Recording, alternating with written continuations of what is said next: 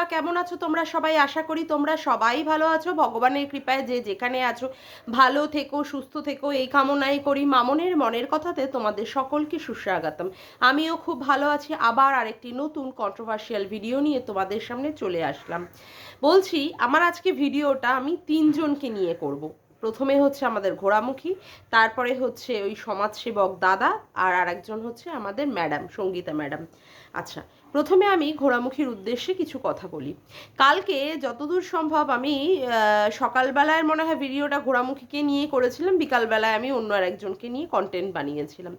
যাই হোক, ভিডিও কালকে যে দুটো ভিডিও কালকে আমাদের দালাল দিদি তৈরি করেছেন, গুথপা দিদি, তিনি আমাকে নিয়েই মানে ফার্স্টে কিছুটা ইন্ট্রোতে আমাকে নিয়েই বললেন। বলছি যে দালাল দিদি ঘোড়ামুখী, তোর কি করুণ অবস্থা না? তুই আমার এই 415-20 এই একটা চ্যানেল, যেখানে তোর 34,000-এর উপরে যে চ্যানেলটা, সেই চ্যানেলকে কাকে নিয়ে বলতে হচ্ছে? 400-র উপরে যার চ্যানেল তাকে নিয়ে। মানে তোর কাছে আমার হচ্ছে অকাত হচ্ছে একদমই যৎ সামান্য, তাই না? একদমই মানে কিঞ্চিত মাত্র। সেইখানে তোর কি করতে হচ্ছে? ভিডিও ফার্স্টেই কন্টেন্ট নিয়ে আমাকে নিয়ে তোকে বলতে হচ্ছে সেই দক্ষিণেশ্বরের মিট আপ, তুই লোককে বলছিস আমার দক্ষিণেশ্বরের মিট আপে এসেছিল, সে এখন এইভাবে আমাকে নিয়ে কন্ট্রোভার্সি করছে। হ্যাঁ, তোর চ্যানেলটা বড়, তুই যথেষ্ট মানে কন্ট্রোভার্সি লাইনে উপরের দিকে রয়েছিস, তোকে তো আমি বাহবা জানাচ্ছি, তার জন্যই না আমি তোকে কন্টেন্ট বানাচ্ছি। তুই আমাকে নিয়ে আবার কি জন্য কন্টেন্ট বানাচ্ছিস? তবে ভালো লাগছে তোর এইরকম করুণ অবস্থা থেকে, ভালো লাগছে। তাহলে ভাব, আমার মতো এই চুনোপুটি এখন যেভাবে ধামাক্কা দিচ্ছে, যদি কোনো না কোনো সময়, ভগবানকে বল যেন না হয় সেই জিনিসটা, কোনো না কোনো দিন যদি বড় চ্যানেল করে ফেলতে পারি, তাহলে না তোর পরিস্থিতি না তাহলে কি করে ফেলতে পারি আমার এই মুখের ভাষাটা দিয়ে, আমার এই মুখের যে জুবানটা আছে না, জুবানটা দিয়ে না তাহলে কি না কি ধামাকা আমি মাচিয়ে দিতে পারি, সেটাই বললাম। যাই হোক, তুই বারংবার বলছিলিস। আচ্ছা, আর একটা কথা শোন, যেটা আমার বলার বিষয়। হ্যাঁ, আমি থামনেলে কি দিয়েছি, নরখাদক বলে শব্দটা ইউজ করেছি, কিন্তু নরপিশাচ যেটা তুই বললি, নরপিশাচ কিন্তু আমি থামনেলে দিইনি, আমি কিন্তু ভিডিওতে দিয়েছি। ঠিক আছে, ভিডিওর কোনো একটা মিডল পজিশনে গিয়ে আমি তোকে ইঙ্গিত করে বলেছি নরপিশাচ। তুই এই কথাটা জানলি কি করে? কারণ তুই তো আবার কারোর ভিডিওই দেখিস না, অথচ ভিডিওর মধ্যে কে কি প্রপ ইউজ করছে, কে কি ভাষা বলছে, সেইগুলো কি করে জানিস রে? তোর এত এত ভিউয়ার্সরা বা তোর এত এত শুভানুধ্যায়ী যে সমস্ত লোকেরা আছে, তারা প্রত্যেকটা ভিডিওর আপ টু ডেট তোকে এইভাবে দেয়, প্রত্যেকটা মেসেজে মেসেজে বলে দেয়, দিয়ে দেয় যে তুমি এটা দেখো, এটা বলো, এটা করো। এত এত লোক রয়েছে তোর পিছনে বলার জন্য, সেখানে আমার মতো এরকম একটা ক্ষুদ্র চ্যানেল, মানে তুচ্ছ থেকে তুচ্ছ, সেই চ্যানেলকে নিয়ে তোর মানে তোর সম্পর্ক, আমার সম্পর্কে তোকে আপডেট দেয় যে আমি কি বলছি? আসলে না, কথাটা আমি বলে দিয়েছি। কথাটা হচ্ছে, তুই আমার ভিডিওগুলো দেখিস এবং আমি কোথায় কি শব্দ ইউজ করছি, তুই সব কিছুই তুই তোর চোখের আন্দাজের মধ্যেই রাখিস, সব কিছু তুই পর্যবেক্ষণ করিস, তার জন্যই তোকে এই সমস্ত কথাবার্তা বলতে হচ্ছে যে আমি কি কি বলছি। যাই হোক, তুই বললি অবশ্য যার কমিউনিটিতে আমি ঝুলেছি তুই তাকে বলবি, বল গিয়ে, আমার তাতে কিছু আসে মানে অসুবিধা নেই। আমাকে নিয়েও যদি তুই বলিস, যদি আমি মনে করি যে সেটা নিয়েও আমি আবার কন্টেন্ট বানাবো, যদি মনে করি, তাহলে আমি সেটা নিয়ে বলবো। না হলে বেফালতু ওই সমস্ত তোর মতো হ্যাজানো পার্টি আমি নই, অত হ্যাজানোর মতো আমার সময় নেই। যাই হোক, এবার আমি আসি কিছু কথা আমাদের ওই গামলা রানীর সম্পর্কে। আচ্ছা, গামলা রানী প্রথমে কেসটা কোথায় করেছিল? বসিরহাট কোর্টে, মানে ওর ছেলেকে নেওয়ার ক্ষেত্রে। ও মায়ের কাছে মানে মাতৃক্রোড়ে শিশু ভালো রকমের সেফটি রকমের থাকবে, সেটার জন্য সে প্রথমে 2রা সেপ্টেম্বর মনে হয় পিটিশন জমা দিয়েছিল। যাই হোক, তারপরে কি দেখলো? তারপরে দেখলো যে এখানে কোনো কাজ হচ্ছে না, সেই জন্য নিয়ে এখন হাইকোর্টে করলো। এখন ব্যাপার হচ্ছে, যেটা আমি দেখলাম হচ্ছে ক্যামেরা ধরার ক্ষেত্রে একজন ধরে দিচ্ছে, কারণ গামলা আর গামলা রানীর মা দুজনেই কোর্ট চত্বরে হেঁটে যাচ্ছে, পেছনে একজন ক্যামেরা ধরে দিয়েছে, ভালো কথা। তারপরে আবার কি করছে, রেস্টুরেন্টে বসে খাওয়া দাওয়া করছে, সেখানেও একজন একজন চা খাওয়া দেখা গেল, যেখানে একটা কাপ আর প্লেটটা আমরা দেখতে পেয়েছি। ঠিক আছে, কাপ আর প্লেটটা যেই হোক চায়ের মানে ওই ক্যান্টিনে, যতদূর সম্ভব হাইকোর্টের ক্যান্টিনে, সেখানে দেখা গেল। এখন কথা হচ্ছে কি, আবার তাকে বলতেও শোনা গেল যে বাচ্চা আসলে আমার বাড়িতে নিয়ে আসবি, আমার বাচ্চা বড়, তার সাথে খেলা করবে। ওকে, ভালো কথা। তা এতগুলো কি কোনো বসিরহাটের উকিলের কি এত দায় পড়ে গেছে যে কারোর ক্যামেরা পেছন থেকে ধরে দিয়ে তাকে ফটোশ্যুট করে দেবে? ওকে, তারপরে কি হচ্ছে, বসিরহাটের কোর্টের উকিল এতই স্ট্রং হয়ে গেল যে সেখানে হাইকোর্টের গিয়ে উকিলের সাথে পরিচয় করিয়ে দিয়ে সেখানে পিটিশন জমা দিল।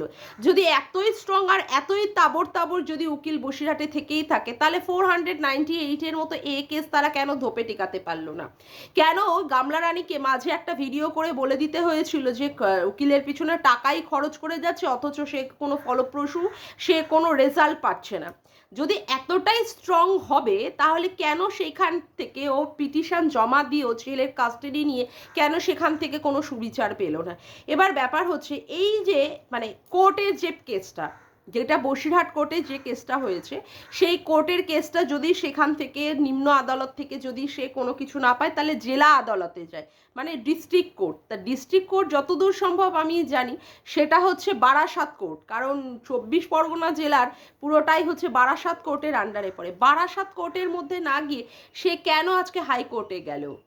তাহলে কি এর পিছনে নিশ্চয়ই সমাজসেবক দাদা, যিনি এত বড় একটা লম্বা চওড়া একটা ভিডিও বানিয়ে বা একটা কমিউনিটি পোস্টের মাধ্যমে তিনি জানিয়ে দিয়েছিলেন যে তিনি গামলা রানীর সঙ্গে আর তিনি কোনো রকমের সহযোগিতা করবেন না, তিনি কি তাহলে পেছন দিক থেকে এই ধরনের সাহায্যটা করছেন? মানে যাকে, যেখানে গামলা রানী বলল যে বসিরহাট কোর্ট থেকে উকিল নিয়ে গিয়ে তারপরে গিয়ে হাইকোর্টে গিয়ে যেতে হচ্ছে, ঠিক আছে, তো সেই উকিলটা কি সত্যি উকিল ছিল, নাকি সেটা সমাজসেবক দাদা, অর্থাৎ হিউম্যান রাইটসে যে দাদার মাধ্যমে গামলা রানী বোঝাচ্ছিল যে সে তার বাচ্চাটাকে একদম কোলের মধ্যেই পেয়ে গেছে, সেই দাদাই কি তাহলে পেছন থেকে এটা করে দিচ্ছে? যথেষ্ট একটা মানে কোশ্চেন বিধক চিহ্ন রয়েছে আমার মনের মধ্যে। আর বলছি যে এই যে বাচ্চার কাস্টাডি, একটা জায়গায় গামলা রানী বলেছে, যেখানে গাড়িতে করে করে বসে, যে কি উল্টো দিকে কানের পাশ দিয়ে ঘুরিয়ে নিয়ে এসে হাতটা হচ্ছে নাকের মধ্যে দিতে হলো।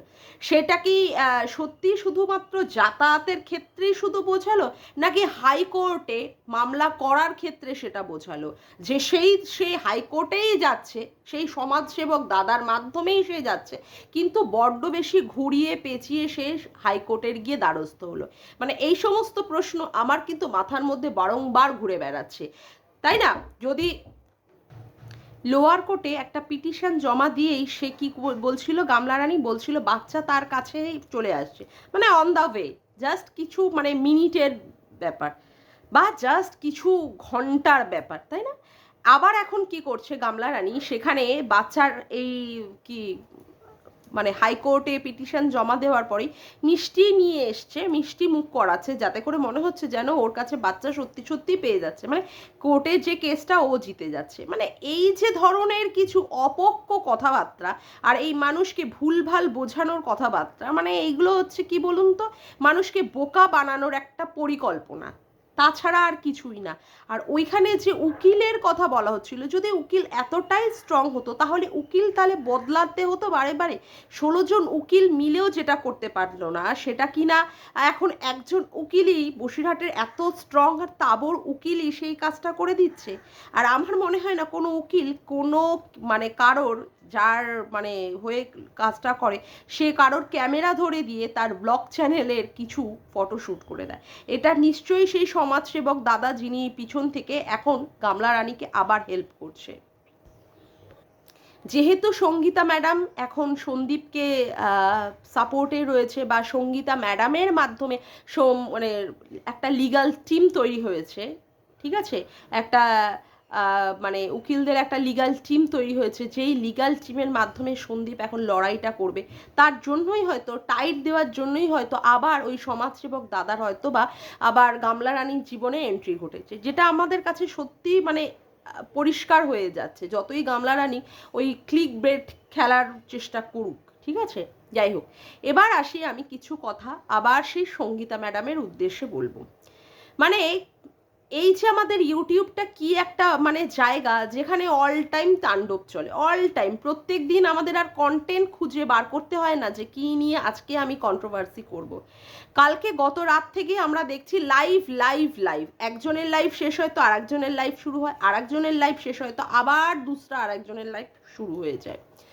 এই যে আমাদের মানে কি বলবো, ঝিতম ঝিতম কি করেছে, কালকে আবার লাইভ করে সেখানে কি হয়েছে, কিছু ওষুধ মষুধ খাওয়ার মাধ্যমে তার মা আর সে কিছু হয়তো মানুষকে আবার বোকা বানানোর চেষ্টা করেছে। আবার ওদিকে কাকে দেখা গেছে, ঝিমি রানীকে দেখতে পাওয়া গেছে যে সে আবার মানে হাইকোর্টে যাচ্ছে, সেখানে কেস করছে, মানে ডিভোর্সের কেসের জন্য সে কেস করছে। আবার দেখা গেছে কি, এই যে আমাদের মানে ঝিমি রানীর মা, ওই যে ওয়াইটির যে দাদা ভাইয়ের লাইভে উঠে উঠে উঠে উঠে হ্যাঁ অনেক কথা বলতো সঙ্গীতা ম্যাডামের নামে নোংরা নোংরা ভাষায়, আবার নাকি সে সঙ্গীতা ম্যাডামের সাথে এক হয়ে আবার নাকি এই ওয়াইটির দাদা ভাইয়ের নামে নাকি আবার কেস করেছে। বাপরে বাপ, কত কিছু যে দেখতে হবে এই ইউটিউবে এসে জানি না, এখনো মনে হয় অনেক কিছু কম দেখা। তবে আমার সত্যি কথা বলতে ওই ঝিতম, তারপরে ওই ঝিমানি আর ওই ঝিমি, ওদেরকে নিয়ে আমার সত্যি কোনো কথা বলার নেই, কারণ ওদের চ্যানেল আমি দেখি না, আমার যথেষ্ট একটা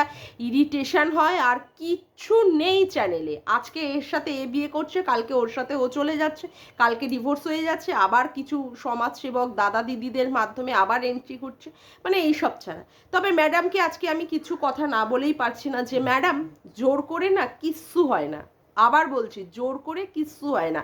এই যে আপনি ঝিমিকে, আপনি আর সীমাদি মিলে দুজনে মিলে গিয়ে ঝিতমের বাড়িতে দিয়ে আসলেন, তার ফলটা কি হলো? সত্যিই কি এখানে সংসারটা হবে বলে আপনার মনে হয়? সত্যিই কি সংসারটা হচ্ছে? এই তো ঝিতম নিয়ে গিয়ে ঝিমিকে এত বাদ্রের একটা ভালো মানে একটা ও সেলিব্রেশন করলো, সেখানে ঝিমির মা গিয়ে ওয়াশিং মেশিন দিয়ে আসলো, কত বড় করে একটা পার্টি টাইপের ওরা করলো। তারপরে আবার ঝিতম নাকি ঝিমিকে নিয়ে কোথাও ঘুরে টুরে বেরিয়ে আসলো, সেই তো মানে 1 মাসও গেল না আবার সেই সংসারের মধ্যে অশান্তি। আসলে কি বলুন তো, যতদূর বুঝতে পেরেছি ঝিতম মোটেই ঝিমিকে নিয়ে সংসার করতে চায় না। আর ঝিমির হচ্ছে কি যথেষ্ট অল্প বয়সও মানে বয়স, একদম অপক্ক বুদ্ধি, যেখানে সে ভুলভাল স্টেপ নেয়, আর সেই সমস্ত ভুলভাল স্টেপের ফায়দা তোলে হচ্ছে আমাদের এই ঝিতম। মানে প্রচণ্ড মানে সুবুদ্ধির ছেলে এই ছেলেটি, আর প্রচণ্ড মানে শিয়ানা মাথার ছেলে। প্রত্যেকটি পদক্ষেপে সে কি করে, সে হচ্ছে কল রেকর্ড করে রেখে দেয় আর সমস্ত প্রুফগুলোকে তুলে তুলে রেখে দেয়, এবং যখন যা পরিস্থিতি আসে সেই পরিস্থিতিতে সেইগুলো সে ফাঁস করে দেয়। তা আপনার কি এই ধরনের ছেলে মেয়েগুলোকে আবার এক করে দেওয়ার কি খুব প্রয়োজন ছিল? আরও তো সমাজে অনেক অনেক স্ক্যান্ডেল হচ্ছে, অনেক অনেক নোংরামি হচ্ছে, এইগুলোকে বাদ দিয়ে আপনি ওই ধরনের কিছু কাজ করতে পারলেন না? আজকে যে আপনি কাজটা করলেন, এই ঝিমিকে যে ঝিতমের বাড়িতে দিয়ে আসলেন, মনে হয় আপনি সত্যিই খুব বড় উঁচু মানের আপনি কাজ করে দিয়ে আসলেন। এতে করে তো আপনার সুনামের বদলে দুর্নামই হচ্ছে, আরও বদনামের ভাগিদার হচ্ছেন। দরকার কি ছিল এই সমস্ত টপিকের মধ্যে ঢুকে যাওয়ার? এই সমস্ত টপিকের মধ্যে যদি না ঢুকতেন তাহলে তো মান সম্মানটা যা ছিল তা তো কিছুটা বেঁচে বুঝে থাকতো। এখন তো মানে মানুষ এইগুলোকে নিয়ে আরোই খিল্লি করছে। প্রত্যেকটা সময় বিভিন্ন কন্ট্রোভার্সি ক্রিয়েটাররা এইগুলোকে নিয়ে একটা মানে কি বলবো টপিক খুঁজে পাচ্ছে, আর এইগুলোকে নিয়ে সেই সমস্ত কন্ট্রোভার্সি করছে। দরকার ছিল না তো ম্যাডাম, কারণ কি সত্যিই তো জোর করে কিচ্ছু হয় না ম্যাডাম। আপনি যে কাজটা হয়তো ভালোর জন্য করার চেষ্টা করছেন, এরা কি আপনার সেই ভালোর মর্মটা দেবে? মনে হয় আপনার যে এরা আপনার সেই ভালো, যেই আপনি উদ্দেশ্য নিয়ে সৎ উদ্দেশ্য নিয়ে আপনি কাজটা করেছিলেন, সেই সৎ উদ্দেশ্যের আপনি যথাযথ মর্যাদা পাবেন? আমার কিন্তু তা মনে হয় না ম্যাডাম। আজকে আপনার দুর্নাম ছাড়া মোটেই সুনাম হচ্ছে না, আরও এর ফল যে কোথায় বা কত দূর অবধি যেতে পারে তা আমরা কেউ জানি না, only god nose, only god nose. তো সুতরাং আমি বলি কি, আপনি এই সমস্ত মধ্যে না থেকে আপনি এখন যে মানে গামলা রানী আর সন্দীপের ব্যাপারটা নিয়ে দেখছেন, আপনি সেটাই দেখুন ম্যাডাম। কারণ এদের থেকে আপনি দুর্গন্ধ ছাড়া সুগন্ধ পাবেন না। এরা পুরোটাই ফ্যামিলি, তিনটেই হচ্ছে একদম অসভ্য আর একদম বাজে ফ্যামিলি। এদের থেকে কিচ্ছু পাওয়ার নেই মানুষের, তাও মানুষ দেখতে যায়। আসলে যারা ওই নোংরামিগুলোকে পছন্দ করে প্রত্যেক সময় এদের লাইভে গিয়ে গিয়ে মুখ গুজে গুজে বসে থাকে, কমেন্ট করে, এই করে সেই করে, বিরক্তি লাগে, জাস্ট অসহ্য লাগে ওয়াক্তু। আর এই যে ঝিমির মা আর একজন, বাপরে বাপ কি বড় মাপের খিলাড়ি বাবা, কখনো কখনো সীমাদি খারাপ হয়ে যাচ্ছে, কখনো কখনো সীমাদি ভালো হয়ে যাচ্ছে, কখনো কখনো বাবলি ম্যাডাম আগে ভালো হয়েছিল, বাবলি ম্যাডাম খারাপ হয়ে গেল, কখনো কখনো সঙ্গীতা ম্যাডাম ভালো হয়ে যায়, কখনো সঙ্গীতা ম্যাডাম খারাপ হয়ে যায়, কখনো আবার ওয়াইটির এই দাদা ভাই খারাপ হয়ে যায়, আবার কখনো কখনো ভালো হয়ে যায়। পুরো মাথাটা না পুরো তারকাটা মহিলা এই চিঙ্কি পাল। আর চিঙ্কি পালের মেয়ে হচ্ছে আর এক তারকাটা, পুরোপুরি তারকাটা। এরা সংসার করার লোক নয়, এদের কথাবার্তা চাল চলন অঙ্গভঙ্গিতেই প্রমাণ করে এরা হচ্ছে অস্থির মস্তিষ্কের লোক। এরা অস্থির মস্তিষ্ক বলেই মা মেয়ে দুটোই সমান, এরা সংসার করার মেয়েই না, এরা কোনো সংসারই সুন্দরভাবে করার মহিলা নয়, বুঝেছেন? তার জন্যই আপনাকে বলতে বাধ্য হচ্ছি যে জোর করে না ম্যাম কিছু হয় না। যাকে আজকের মতো ভিডিওটা আমি এখানেই শেষ করলাম। আমার ভিডিওটা যদি তোমাদের ভালো লেগে থাকে তবে অবশ্যই একটি লাইক করো, কমেন্ট করো, শেয়ার করো, আর চ্যানেলটিকে বেশি বেশি করে সাবস্ক্রাইব করে রেখো, আর অল নোটিফিকেশন বেলটিকে অন করে রেখো এরকম নতুন নতুন ভিডিও পাওয়ার জন্য। আজকের মতো আসি বন্ধুরা, আবার দেখা হচ্ছে একটি নতুন ভিডিওর সাথে। Bye, tata.